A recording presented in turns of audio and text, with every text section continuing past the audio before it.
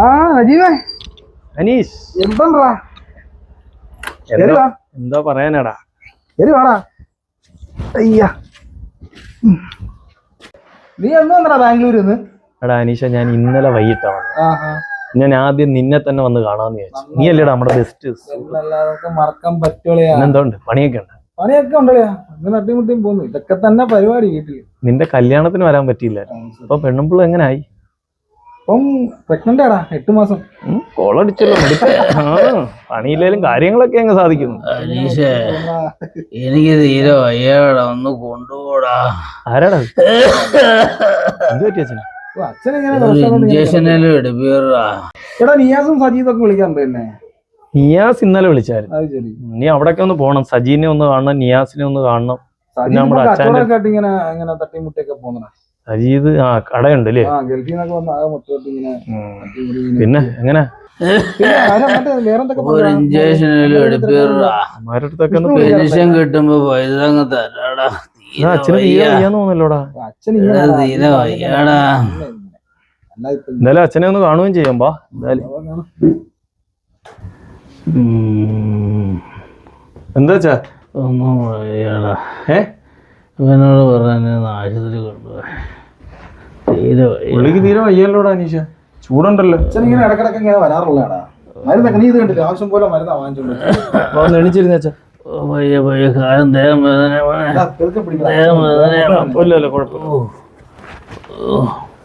എന്താ ഇപ്പൊ പ്രശ്നം? എന്താ ദേഹം മൊത്തം ഭയങ്കര വേദന. ആസം കിട്ടുന്നില്ല. പുള്ളിക്ക് തീരെ വയ്യല്ലോടാ. ഇത്രയും കിടന്നിട്ട് എന്ത് ഈ പറയുന്നേ? അല്ല നീ എന്താ പറഞ്ഞാ പറയുന്നത്? 4 പെൺമക്കളെ ഉണ്ടാക്കിയത് എന്റെ തന്ത. അവരവരുടെ കാര്യം കഴിഞ്ഞ് അവര് ജോലിയും കിട്ടി അവര് മക്കളും ഒക്കെ ആയിട്ട് അവരാണ് എല്ലാരും. പെൻഷൻ കിട്ടിയ എനിക്ക് ആ കിട്ടി ഈ വീട് മാത്രമാ. പുള്ളി പറഞ്ഞ കേട്ടില്ലടാ, ആശുപത്രി കൊണ്ടുപോകുന്നതിന് പെൻഷൻ കിട്ടുന്ന കാശ് തരാം. അയാളൊന്ന് ആശുപത്രി കൊണ്ടുപോയാൽ എന്താ? പെൻഷൻ കിട്ടുന്ന ഒരു സമയത്ത് എനിക്ക് ജോലികൾ വേണ്ട. എനിക്ക് കിട്ടുന്ന വരുമാനം കൊണ്ട് എന്റെ വീട് നോക്കണം, എന്റെ കാര്യങ്ങൾ നോക്കണം. അച്ഛനെ ബാധ്യത അവരുടെ. എടാ, അച്ഛൻ ഇല്ലാത്തപ്പോഴേ അതിന്റെ വില അറിയത്തുള്ളൂ. അദ്ദേഹം ജീവിച്ചിരിക്കുമ്പോ ഒന്നും നിനക്കൊന്നും അതിന്റെ വില അറിയത്തില്ല. കാരണം എന്താ നഷ്ടപ്പെടുമ്പോഴേ നമുക്ക് അതിന്റെ വിഷമം അറിയത്തുള്ളൂ. അത് അറിയാവുന്ന ഒരാളാ ഞാൻ ഓട്ടോ വിളിക്കാം. നീ അവിടെ നിൽക്കും. ആശുപത്രി കൊണ്ടുപോകണം. തീരെ വയ്യ. അങ്ങനെയാന്നാടാ നോക്കുന്നത്. തീരെ വയ്യ. ഹലോ നിയാസ് അല്ലേടാ? ഓട്ടോ എടുത്തുണ്ട് അനീഷിന്റെ വീട്ടിലോട്ടോ പെട്ടെന്ന് കേട്ടോ. വാ എണീര്. എന്തായാലും ഓട്ടോ വാ. നീ അനീഷ കയ്യിലെടുത്ത് കൊടുത്തുണ്ടോ? അനീഷ കുഴപ്പമില്ല ഇപ്പൊ ആശുപത്രി കൊണ്ടുപോകുമ്പോ മാറും. നീ പോടെ. നീ എന്റെ കൂടെ വന്നാ മതി. ഞാൻ മുടക്കോളാം പൈസ. ഒന്ന് പിടിച്ചോ. കേറിക്കോ പതുക്കെ. കാലം അച്ഛാ പതുക്കെ കയറിയാൽ മതി. കുഴപ്പമൊന്നുമില്ല. പതുക്കെ. ഞാൻ എവിടെ ഏതാടാ നല്ല ആശുപത്രി? ദേ ആശുപത്രി അതെവിടാ? ഇവിടെ ചൂനാട്ട് തന്നെ. നല്ല ഡോക്ടറാ. കായംകുളം ഗവൺമെന്റ് ഹോസ്പിറ്റലിലെ സർജൻ. നല്ല പൈസ ഒന്നുമില്ല, മാന്യമായിട്ടുള്ള ചാർജ്. എന്നാ ഡോക്ടറെ അടുത്തോട്ട് വിട്. അപ്പൊ പൈസ അല്ലല്ലോ വിഷയം, നല്ല ഡോക്ടറെ അടുത്ത് കൊണ്ടുപോകാന്നുള്ളത്. നേരെ പോട്ടെ. കയറി എളുപ്പം വിടാ. വയ്യാത്ത ആളിനെ വെച്ചോണ്ടിരിക്കുക വീട്ടില്. മോനാണ്. അച്ഛന വേണ്ടേടി നിനക്ക് അത്തയ വേണ്ടേടി.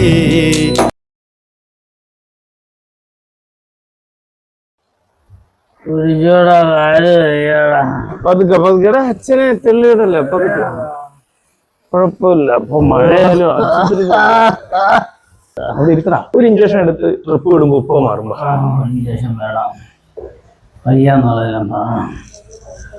കുറവുണ്ടല്ലോ. ഇഞ്ചക്ഷൻ എടുത്തില്ലേ? ട്രിപ്പ് ഇട്ടൊക്കെ ആശ്വാസമായല്ലോ.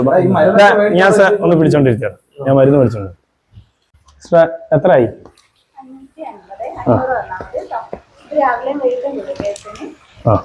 രാവിലെ മേട്ടു അല്ലേ? ശരി. പിടി അനീഷ. കുഴപ്പമില്ല. പിടിയടാ. കുഴപ്പമില്ല. ഇല്ല കുഴപ്പമില്ല. എന്തായാലും ആ കുഞ്ഞ് വന്നോണ്ട് രക്ഷപ്പെട്ട. ആ കുഞ്ഞ് അച്ഛ എങ്ങനെയുണ്ട് ഇപ്പം? കുറവുണ്ട് മോനെ. ആ ഡോക്ടറെ ഒന്ന് കണ്ട് ഒരു ട്രിപ്പ് ഒരു ഇഞ്ചക്ഷൻ എടുത്തപ്പോ തന്നെ ആശ്വാസമുണ്ട്. അതൊക്കെ ഇരിക്കണം. മോൻ ഏതാ? ഞാൻ ഇച്ചിരി തെക്കുള്ളയാ. അനീഷ് എന്റെ ഏറ്റവും അടുത്ത സുഹൃത്താ.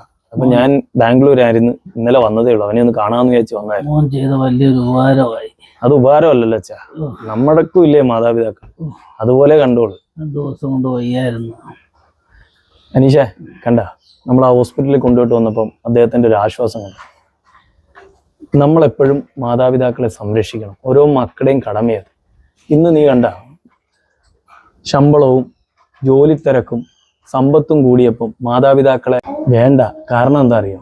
നീ നോക്കിയേ, വൃദ്ധസദനങ്ങളിൽ ക്യൂ ആണ് മാതാപിതാക്കളെ കൊണ്ടുവിടാൻ. കാരണം മക്കൾക്ക് സമയമില്ല.